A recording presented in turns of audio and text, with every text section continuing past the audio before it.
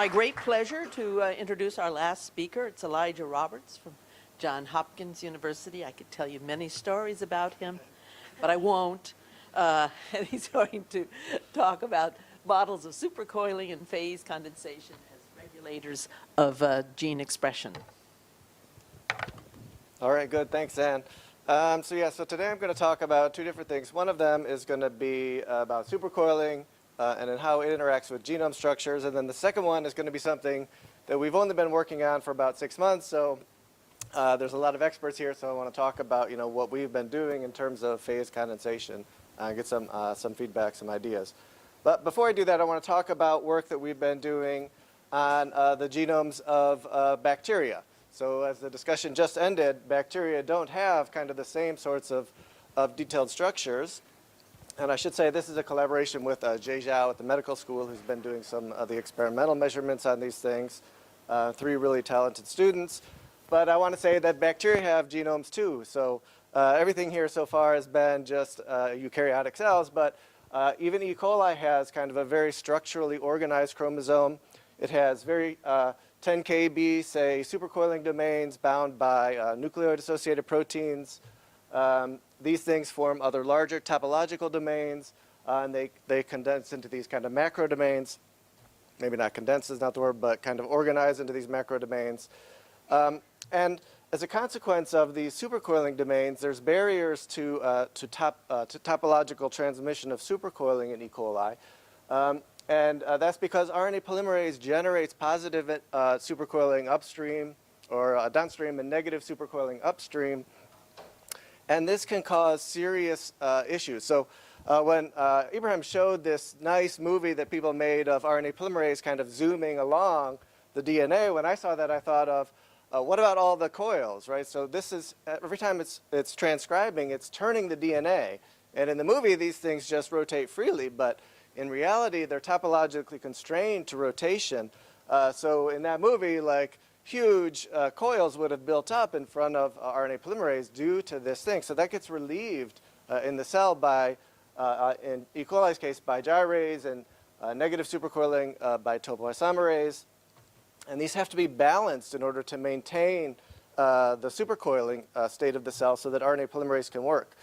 And Sunny, she showed this in some in vitro single molecule experiments that if you don't relieve the positive supercoiling, if you just say relieve the negative supercoiling, actually you can stall out transcription and you get a decay of transcription due to the buildup of the supercoiling. So some years ago, we built a model of this. We based our model kind of on thermodynamics. So the melting energy for E. coli to get an open bubble formed for RNA polymerase. And what we found is that the gene has these kind of very burst-like characteristics where you have RNA polymerase bind, it will generate transcripts, but positive supercoiling starts to build up, and then eventually RNA polymerase will stall out, and kind of this little topological domain will be inactive until gyrase will bind and then reset the whole thing, and you go through these bursting cycles. And the model really recovered pretty well some of this in vitro kinetic data for transcription initiation. And one of the predictions from it was that you get these very broad sorts of distributions, so mRNA distributions that are not Poisson-like, but really very broad. I've talked about this before, so I'm not going to go into detail on it. But one of the really interesting consequences that came out of the modeling was that if this were really happening in cells, then you would get a correlation of mRNA. So that means that, if I go back to this picture, that when the domain is available for transcription, all the genes kind of in that domain will be making mRNA. And then when it shuts down, all the genes will stop shutting down. So you're starting to get a correlation in the bursts of mRNA. And this provides a way for genes within a topological domain to communicate. So they're being co-regulated by all of the interactions driving the topology in this domain. And so you can see that for high expression genes, you introduce correlation into these topological domains. And in the low expression domains, you don't have that, because you never get to the state where the supercoiling is built up. All right, so this was a prediction from the model. It was kind of untested. So we were working with Jay to actually test this using single molecule fish. So what we did was we built a construct that has 3 genes. So it has a LAC-Z, luciferase, and antibiotic resistance gene. And in between 2 of the genes, or on the outside of 2 of the genes, it has lambda binding sites. So we can induce formation of the loop by adding C1, expression of C1, and then we can see, using 3-color fish, what is the correlation between these genes. So these are an experiment that Chris collected, analyzed the fish data, and you can see that, first of all, there's a very big difference when you have looping and when you don't have looping. So when you induce the loop, you definitely decrease expression of the genes in the loop. So something is going on, and this is like a 20 kb gene, or plasmid. So there's something going on that these genes that are very far away from these promoter sites are being reduced in expression, presumably from this looping. And furthermore, you see changes in the correlation with this gene outside of the loop.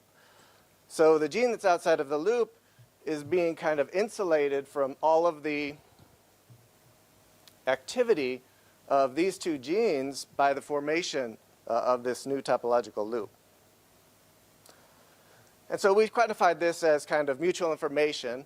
So the information and the covariance between the genes in the looped and the unlooped state. And you can see that with the loop, kind of gene A and B maintain their information with each other, but the information that A and B share with C goes down when we induce the loop. And so we can kind of subtract this and show that there's a loss of information when the loop forms, so that that MPT2 is more isolated in that case. All right, so this was an interesting observation, but one thing that came out of the experiments that our model really couldn't capture was there's the exact same promoter between these 2 genes, and our model didn't have the ability to account for anything along those lines.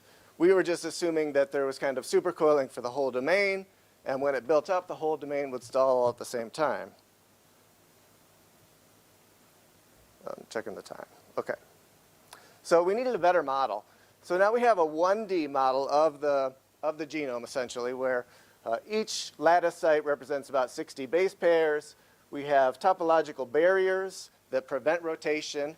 And in this case, what that means is they prevent diffusion of negative supercoils or positive supercoils. RNA polymerase can bind to a gene. It also has a barrier to diffusion of supercoils. So it prevents positive and negative supercoiling from diffusing past this RNA polymerase rotational barrier. And then we have binding of RNA polymerase.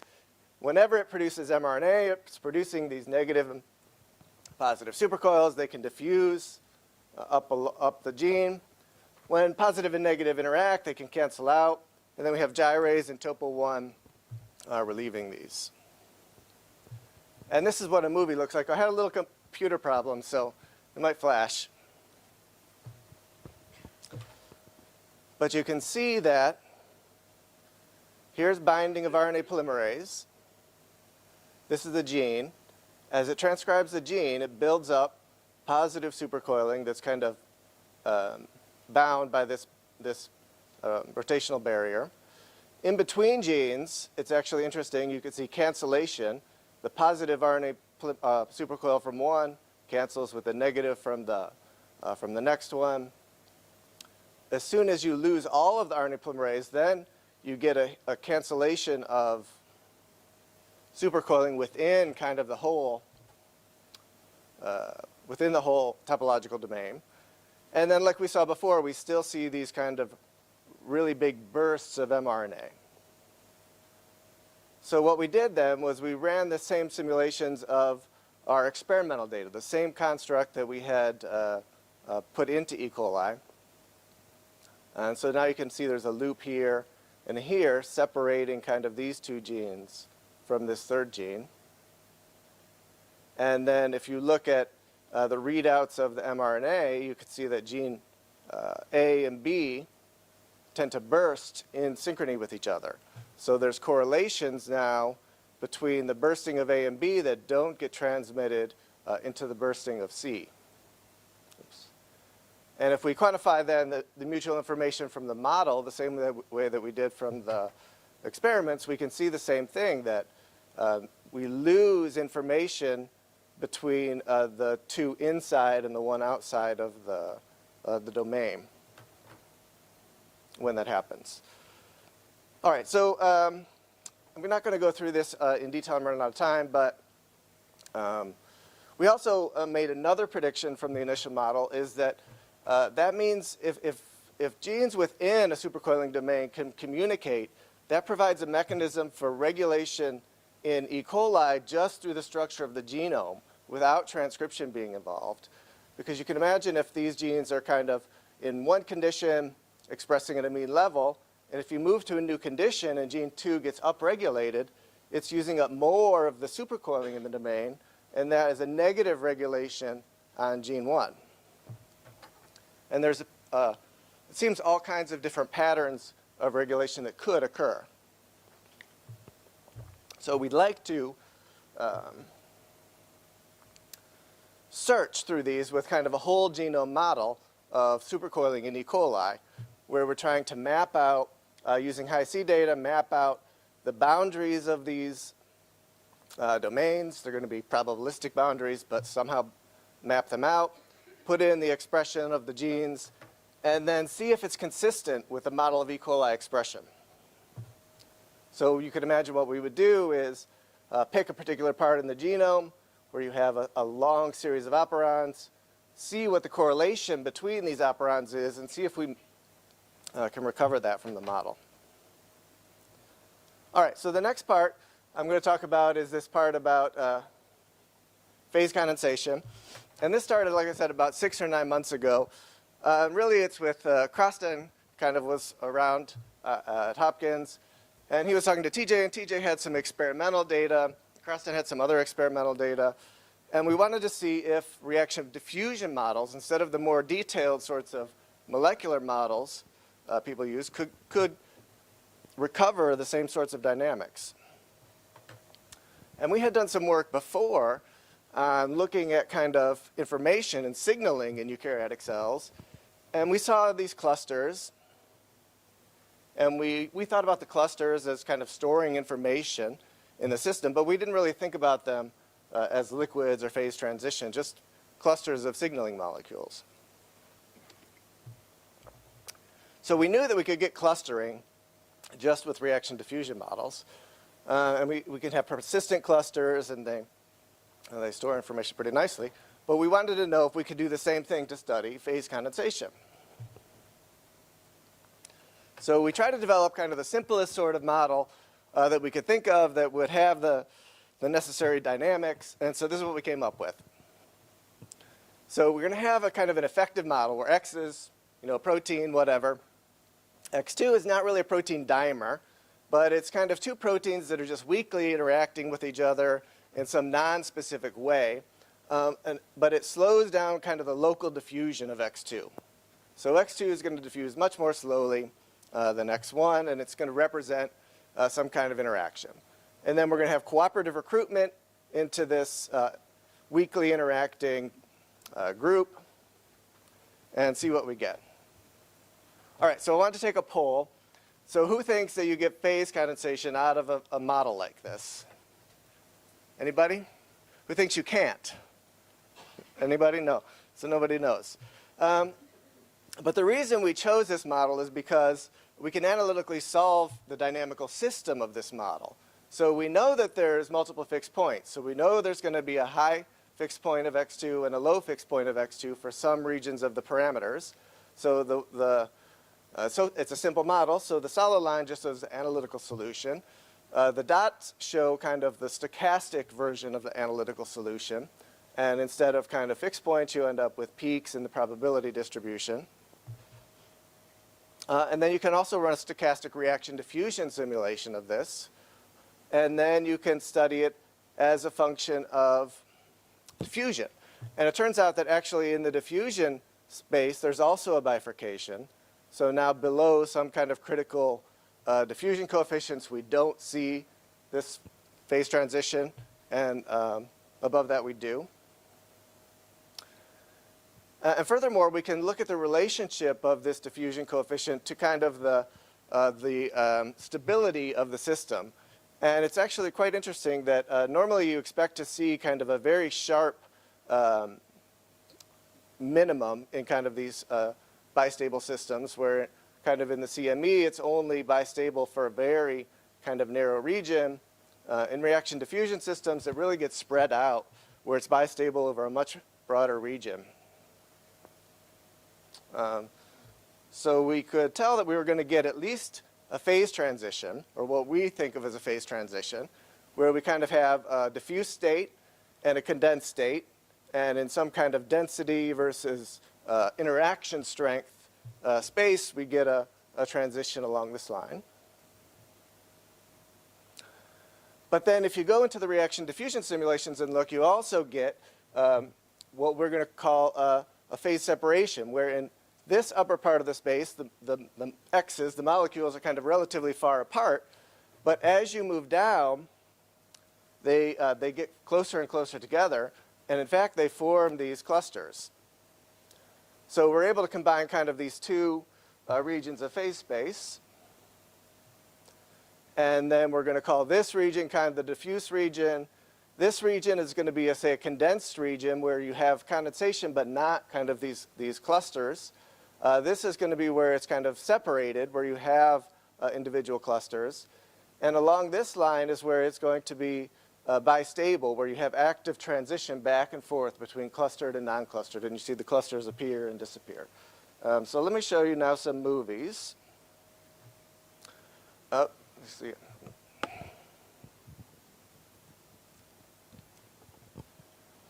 But this is kind of just showing a broad swath of this phase space. So as you're increasing the density, you go across. As you increase the interaction strength, you go down. And kind of along this diagonal is roughly where this region of bistability is. In particular, if you watch this one, you can see that a cluster appears and disappears, and appears and disappears. And another interesting thing to see is that as you go across, kind of the concentration of the diffuse phase is relatively constant across these rows, but increases as you go up in the system. So this is just for a little section of the system, roughly the size of one cluster. But if I show kind of a bigger area of each system, now you can start to see that you really quickly get the formation of these little clusters, condensates, whatever you want to call them. I don't know exactly what to call them. And as the interaction strength increases, of course, the size of these condensates decreases. You can get up to regions where you have just really almost like some kind of, I don't know if it's a spinodal thing, but looks kind of that way, where you just have unordered sorts of regions. And you can see some places where the clusters will form and dissipate. And if you watch the simulations, you can see a lot of really interesting dynamics, like clusters will evaporate, clusters will merge, clusters will divide. And there's a lot of detailed information in these simulations. But this is the beauty of doing the reaction diffusion model, is that we literally ran thousands of these simulations to map out kind of this whole space, because they're not that expensive. So you can just do thousands of them to map out the entire space. And in fact, the reason we did this in the first place was we can then try to parameterize the model based on experimental data. So if you have experimental data about the size of your cluster, the spacing of the cluster, then you can we've been using a Bayesian method to do fitting of these parameters to find out where in this phase space your experiment lives. But then there's a lot of other things that you can do with this that we've been trying to do. So you can do like a simulated FRAP experiment. I'll start it again, but basically there's a cluster at the middle. We're going to photo bleach it.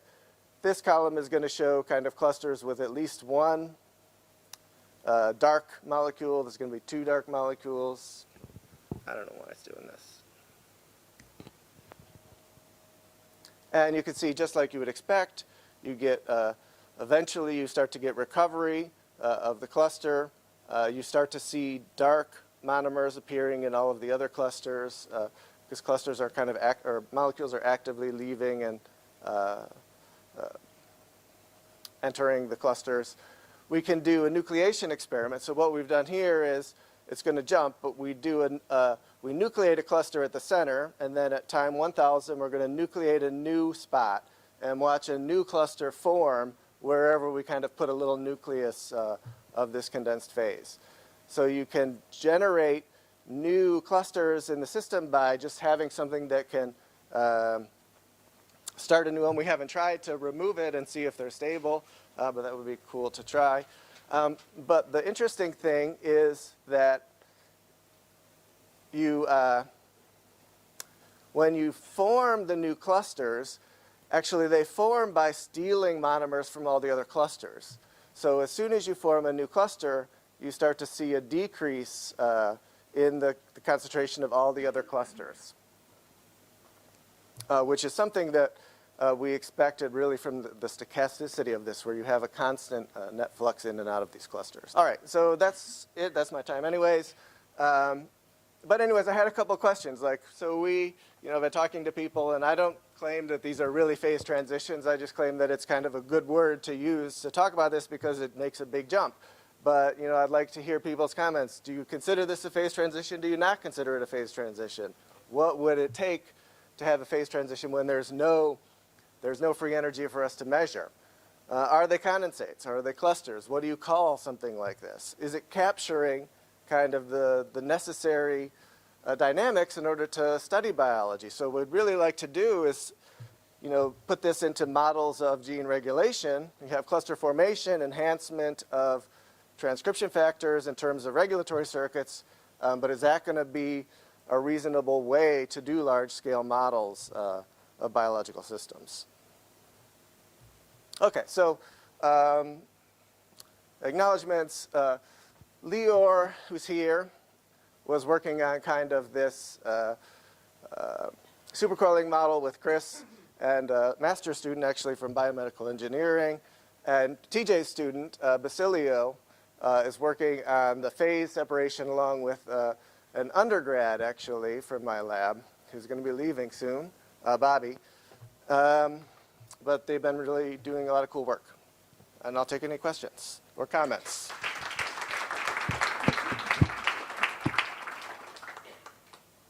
Put back your reaction scheme for a bit, and I have a couple questions. In this model, you're assuming that you have monomers and dimers, as I understand it, right? I mean, technically, but we don't think of them as an actual dimer, just like some kind of loosely interacting pair. That's fine, but the difference in this model between let's say this sort of model and the kind of thing that Arup was talking about was that you then have trimers, tetramers, blah blah blah. That's what a liquid is. Something of that sort. It's certainly true that it's always easier to make, if you have an already existing nucleus, to make the next guy come. And in that sense, it's a very similar kind of problem. I think this has been looked at years and years ago, but I think that the thing that determines the phenomena of forming puncta is your assumption that the diffusion constant of x2 is much, much less than x. Now that's completely implausible unless there's some interaction of x2 with some other object, because they can only differ by a factor of around 2 at most. It doesn't model, it's definitely not modeling the physical diffusion coefficient of that. It's modeling the interaction with all of the others, like an effective interaction with all the other x2s nearby. Yeah, so that's really a mobility-induced change of these things. If you had made those be realistic numbers, I think your model would have just done very little in all likelihood. The problem was we initially started with exactly what you proposed, is that we just let any arbitrary length chain build up, but we couldn't, of course, analytically solve that. So we couldn't find regions where it's going to be bistable and show this behavior. So this is really just like some kind of mean field approximation of that model, where you have a lot of different sorts of lengths of polymers in here, and we just don't know what they are, so we're just going to call them all the same. Arup? So there's the last part with the reaction diffusion, which I thought was very, very nice. But you know, one way to think about what you've done here is to say that you've coupled a chemical reaction, which has a positive feedback, with a Turing-like mechanism for changing the diffusion coefficients to be below a certain ratio. I mean, this will always give you that. And it's interesting. You know, a few years ago, we looked at something like this in the context of, because a positive feedback loop gives you a nonlinearity that's more than cubic. And a few years ago, we looked at this with Maynard Carter and me in the context of a signaling problem. And there you can also, beyond a certain nonlinearity, you would be able to see a propagating wave.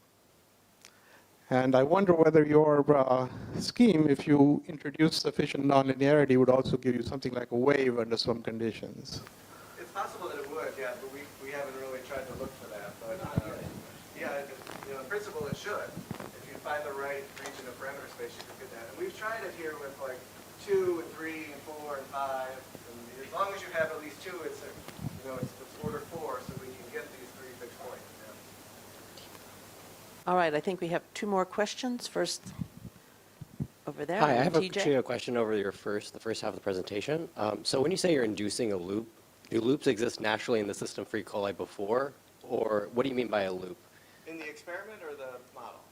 In any of it, because what it seems like you're Sunny inducing Shi. theoretically is actually like a plectiname, which is supercoiling of the DNA and it goes up. But what you have is actually just an actual loop where you have 2 loci that are coming into contact, but the rest of the DNA is not in contact, which is different than the contact pattern that would happen from a plectiname or a supercoiled DNA. Well, so as soon as you make this loop, so now you don't allow supercoiling to migrate out of the loop, then if you have transcription, it will form a plectiname because it will build up supercoiling in the loop. Okay, and in the model, I guess, that you proposed for how, the barriers in your model, what are those? Do you think those barriers are? Those are like nuclear associated proteins. They typically bind, they don't bind in specific places. They're very stochastic and mobile, but they bind and then they form, essentially a loop just like this in E. coli. So E. coli has, 400 or so of these loops formed by these nuclear associated proteins. Do you know what the average size of these loops are? They're about 10 kb. Oh, yeah, TJ? Yes. I want to go back X1, X2. Actually, two things. First, you asked what we should call your thing. But so I have a suggestion because these X2s are not actually touching each other once they form, but they kind of close to each other because they're extremely slow diffusion. So maybe you can call them a swarm. Swarm. Yeah, swarm. Good idea, Yeah. And this would be like E swarm. I see. And in terms of Peter's question, maybe there's a biological example. I mean, I don't know if there's a real example, but imagine you have 2 ligands that form a dimer in solution. Only then they bind to the membrane so that they move really, really slowly. That if there's or membrane receptor, then something like that can be approximated by this. And then membrane-bound dimer ligands, then will help form additional dimers. Yeah, I mean, that would, you can think about it that way, but it's just like in this kind of say whatever you want to call it, we just would like to say that there's a lot of weak interactions, and this is just kind of an effective way to do that in reaction diffusion. Maybe we need to go back and try it again with lots of different lengths of these monomers just to see now that we've explored it one way with analytical problems. All right, are there any further questions, comments? Otherwise, oops, okay. This slide is very amazing for me. So I'm not speaking of description, but general. When you, for example, you induce DNA lesions, oxidative damage, randomly, you see also glycosylase from assembled in such clusters together with other proteins. Some of them are involved in repair, some no. But you see such kind of clustering. So I'm wondering whether, so it is counterintuitively, it's not so good for the cell because this enzyme have to search the lesion everywhere. So free diffusion will be better. But why, what is this strategy to assemble and to go before going to repair, to looking for the lesion? So of course there is signaling. It should be signaling, I don't speak of that. Just physically, whether this kind of association will contribute for some physical way to accelerate, the interaction rates when they're clustered or they are randomly distributed. Yeah, well, I think like Abraham said when he talked about RNA polymerase, it just really increases the effective concentration to whatever the maximum is, so you can get the maximum possible throughput. But I think it does, if you think about that, then if you form a cluster here, that means there's no other of these molecules to start working anywhere else. So if you need them to work really intensely at one place, that's probably good. If you need them to work a little bit everywhere, maybe it's not so good. But that's exactly what we'd like to, if we could do this as a whole genome gene expression model, then you could start to look at these things, whereas more microscopic models, you're never going to be able to do it at that scale. So that's what we'd like to have, a very simple model that can accomplish these things. All right, well, let's thank Elijah and then all the speakers for the afternoon session. Now, on the program was listed a brief discussion period, which I think Crestan would like to keep. So he's coming Well. forward to lead this discussion. I mean, if anybody wants to discuss anything. That's what I'm thinking. We just schedule some time for that. But so, does anybody have something to say so far? I mean, we don't have to. We can go to the beach, which is have discussion there. Okay, so why don't we do that? And we will reconvene tomorrow morning. Yes, exactly.